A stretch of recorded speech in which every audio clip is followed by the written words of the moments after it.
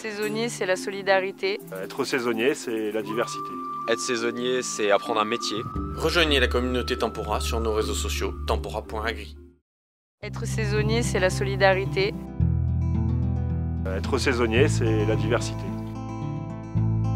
Être saisonnier, c'est apprendre un métier. Le secteur agricole recrute. Pour vous qualifier, venez dans le centre de formation CFPPA et ADFPA proche de chez vous.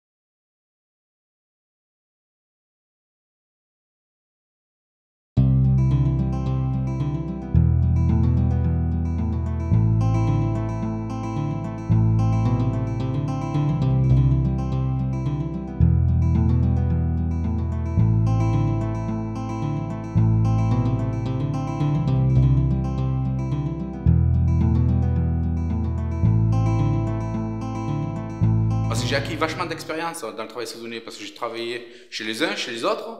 Donc dans le monde agricole, il n'y a personne qui travaille pareil. Donc j'ai évolué, j'ai appris chez les uns, chez les autres et je me suis fait ma propre idée.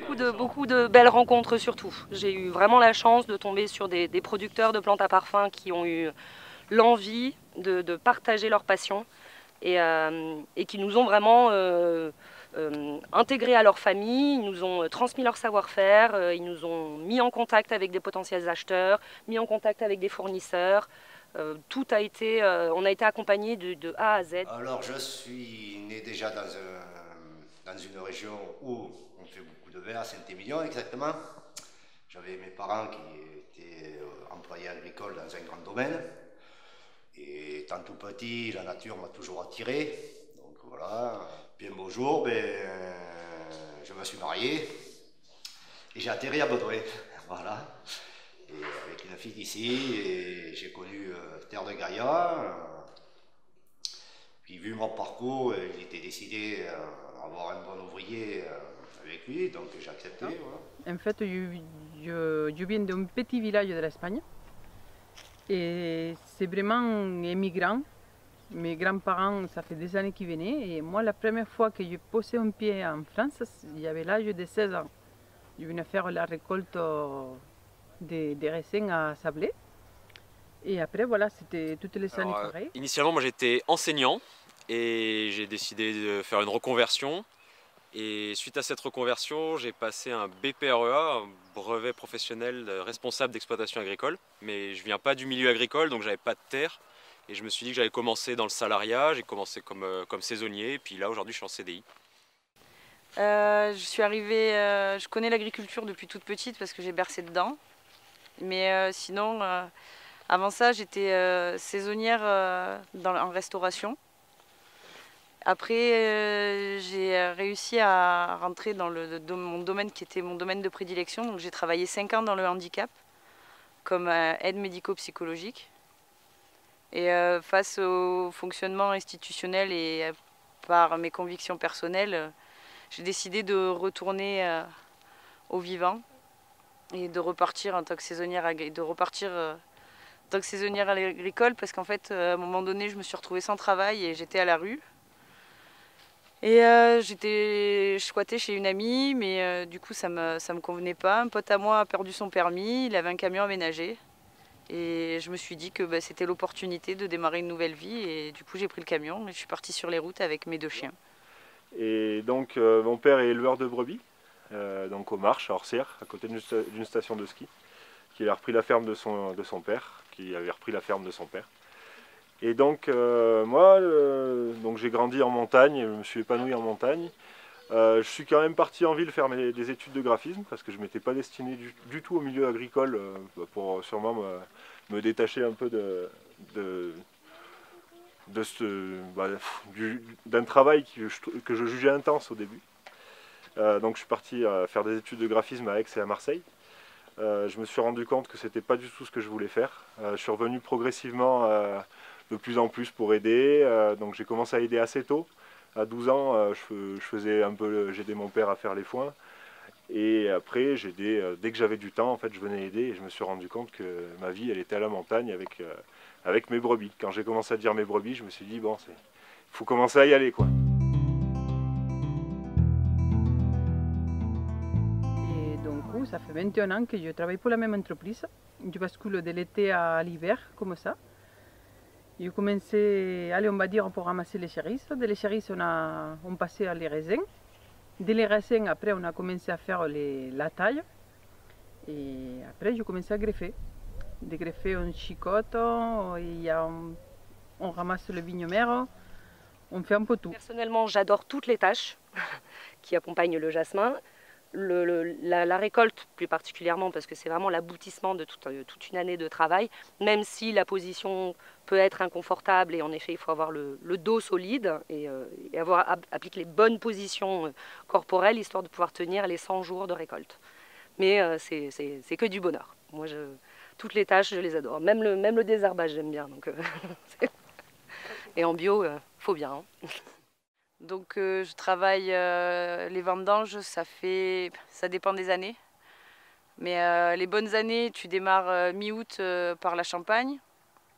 Et après, moi j'ai mon réseau dans le 49, donc après je pars travailler dans le 49, après la Champagne. Et après ça, j'ai souvent un temps mort, ce qui fait qu'en fait là maintenant je suis à la formation. En récupérant cette formation actuellement, qui est une formation expérimentale spécialisée pour les saisonniers agricoles, qui s'appelle la formation Tempora. Avec cette formation-là, je vais pouvoir boucher mes trous sur l'année et pouvoir travailler un peu plus sur du long terme. Là, la diversité, en fait, elle fait partie intégrante de notre boulot.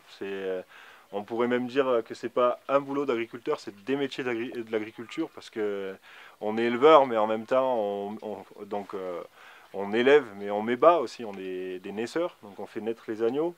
Il faut donc des connaissances quand même vétérinaires pour pas faire n'importe quoi. On va faire les foins, donc on manipule des engins, des tracteurs, des herses, enfin. Voilà. Donc tout le matin on se lève, on fait autre chose. Et on fait pas on n'est pas comme à l'usine, on n'est pas à la chaîne. Voilà, c'est ça la diversité. Et puis on est à l'air. Ouais. Vous vous rendez compte, travailler à l'air, je veux dire aujourd'hui.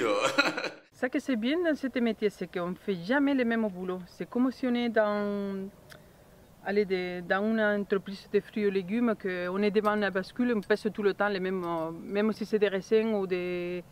On est toujours dans les mêmes postes. Là, on tourne. Alors, de ce côté, c'est pas ennuyant parce qu'une fois qu'on finit un côté, on commence avec l'autre. Alors, ça change.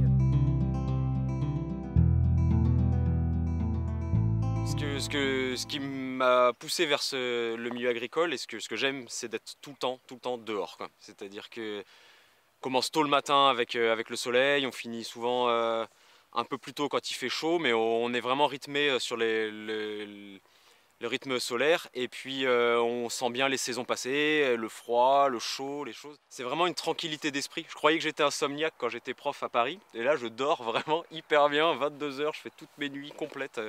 C'est vraiment une tranquillité, enfin j'ai plus du tout de problème, j'ai plus l'angoisse du dimanche, j'ai plus de trucs, je suis bien quoi, je suis vraiment apaisé. Ouais, puis c'est satisfaisant de voir qu'on vend des choux qu'on a ramassés le matin, des fraises, des barquettes de fraises qu'on a ramassées.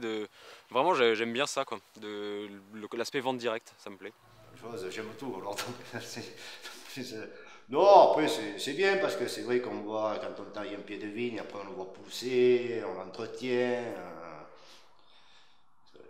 Quand on aime la nature, on s'occupe de tout aussi. Puis ça, bon, après ça change. Quand on fait le débourgeonnage, c'est différent que la taille. Mais je suis tout le temps liée avec la nature. Je suis plus jamais malade. J'ai des humeurs qui sont beaucoup plus stables parce que tu es toujours ancré à la nature et au vivant. Hier après-midi, par exemple, mon chat il est venu tailler avec nous. Nous, on était tous en train de tailler. Les machines étaient coupées, donc il n'y avait pas de moteur. Et du coup, elle est venue se balader au milieu de nous. C'est ça l'intérêt de cette vie-là pour moi, c'est de pouvoir être en lien constant. Le travail dans les champs, en l'occurrence, le fait d'être en contact avec la terre, ça a un pouvoir magique sur le stress, je trouve. Dès qu'on arrive dans les champs, on peut avoir un problème. On quitte les champs, le problème n'existe plus, ou en tout cas, on a trouvé une solution. Je pense que c'est vraiment le travail manuel qui fait ça. C'est-à-dire qu'on n'a plus besoin de se concentrer, puisque clairement, c'est des gestes manuels qu'on fait maintenant instinctivement. Et la tête, elle se libère, elle pense, elle part dans tous les sens, et quelque part, vous en sortez zen, tout simplement. Moi, j'entre à la maison, je suis contente. Et mon mari, c'est la même chose. Il rentre à la maison, il est souriant, il est détendu. Déjà, un lève tôt, un combattant, c'est ce qu'il faut. Et après, aimer la nature. Voilà, aimer la nature, faut pas avoir peur du froid, pas avoir peur du soleil, c'est tout. Après, se lever le matin de bonne heure, ne pas avoir peur du froid, du chaud bien sûr, et puis après tout ira bien. Quand j'y arrivais la première fois, c'est la première fois dans ma vie que je prenais un sécateur pour couper un raisin. Quand je me suis mis la première fois derrière la machine pour greffer, j'arrive pas. Là maintenant, j'arrive à faire plus de 1000 à l'heure. Qui est la première fois, je ne savais pas comment unir les bois et les greffons. C'est juste avoir envie. Solidarité, mais vous imaginez même pas les liens qu'on peut avoir, quoi. Quand je me suis retrouvée sans véhicule, j'ai rencontré un couple de sœurs qui étaient en camion aménagé et qui faisaient les saisons. Et en fait, elles m'ont dit, tu prends ton chat, tes chiens, ton sac à dos, ta tente, t'embarques avec nous et on t'emmène. Et de là, on a roulé, on a passé 4 mois sur les routes ensemble à faire les saisons. Et puis sur la route, on a rencontré un pote que je connaissais avec qui j'avais fait le muguet la saison d'avant et qui lui était en galère de taf. Du coup, on lui a dit, vas-y, prends ta tente, monte avec nous dans le camion. Et puis du coup, on s'est mis à chercher, on a récupéré une pote à lui. Donc on s'est retrouvés à 5 dans le camion. Et on appelait les patrons, salut, on est 5, vous avez besoin de monde? Ah ouais, on a besoin de monde pour les prunes. Bon, vous pouvez arriver quand? Je sais pas, on a 3 heures de route, comptant les pauses, on arrive dans 4 heures. Ok, bon, c'est cool, allez hop, tu débarques, t'arrives, t'es en équipe, tout le monde se connaît, du coup l'entente, elle est totalement différente et c'est une richesse. C'est une richesse, c'est même plus du travail d'équipe, c'est vraiment de la solidarité. Oui, le travail en équipe et la compréhension et la communication sont essentiels. Si on dit pas en partant, j'ai vu qu'il y avait ce problème-là et qu'on le laisse en suspens, il y a tellement de choses à voir dans la journée que ça peut vite être oublié. Et pareil, enfin, vu qu'il y a une charge émotionnelle aussi, il faut pas hésiter à toujours communiquer, à essayer de faire les choses à plusieurs. L'agriculture de nos montagnes, c'était vraiment basé sur cette équipe-là. C'était des familles nombreuses ou des voisins qui s'entraidaient à faucher, parce que maintenant, avec les tracteurs, on fauche des hectares. Avant, ils fauchaient des 1000 m² par 1000 m² à la faux et au râteau avec les mulets. S'ils n'y étaient pas 15, ça avançait pas. Du coup, je pense qu'on a toujours cet esprit quand même d'équipe qui a été propagé dans la famille.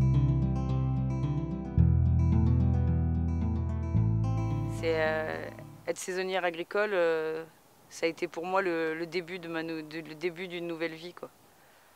On me dit qu'on ne vit qu'une fois, mais en fait non, j'ai l'impression de vivre une deuxième vie depuis que je suis saisonnière. Les rencontres, c'est les rencontres que tu peux faire, des patrons, mais tu tombes des fois sur des patrons, des rencontres de fous. Là, j'ai débarqué sur une exploitation en formation. Et en discutant, en fait, j'ai mes potes, ça fait 14 ans qu'ils viennent travailler chez lui, quoi. Parce que tu crées du lien. Et moi, c'est ça mon but en tant que saisonnière agricole, c'est d'avoir mes patrons tout au fil de l'année. Et ne pas être tout le temps en train de chercher un nouveau patron. C'est souvent une prise de tête de trouver un nouveau patron, Et là, non, on est beaucoup plus libre, on arrive à poser notre calendrier et on sait où on va. Juste d'avoir envie. Et qu'après, ça permet aussi de travailler des mois forts et avoir des jours de repos et que c'est pas ennuyant parce que chaque fois on change de métier, c'est pas toute l'année on ne fait pas les mêmes métiers toute l'année. Alors ça motive un peu et que c'est pas ennuyant, voilà. Et juste d'être en contact avec la nature, de vouloir travailler, de voir envie, c'est tout. C'est un métier d'avenir aussi, il y a beaucoup de demandes pour la plante à parfum, ça revient de plus en plus dans le coin, donc il faut que les gens s'installent, il faut que les gens viennent travailler et on sera là pour les guider, on sera là pour les former, c'est avec grand plaisir même. C'est un métier, c'est un métier multifacette et qui est vraiment passionnant, il n'y a pas moyen de s'ennuyer en fait. À part si on tombe sur la mauvaise saison, et ce qui est vraiment très rare. Donc faut s'y donner même à fond. Mais je pense que ça s'y retrouve plus quoi. Dans l'expérience qu'on acquiert et dans l'humain les humains qu'on peut rencontrer, les bêtes qui sont quand même aussi exceptionnelles. Et le tout, moi c'est pour moi le plus beau métier du monde. Voilà. Donc allez-y tous. Et on en a besoin en plus.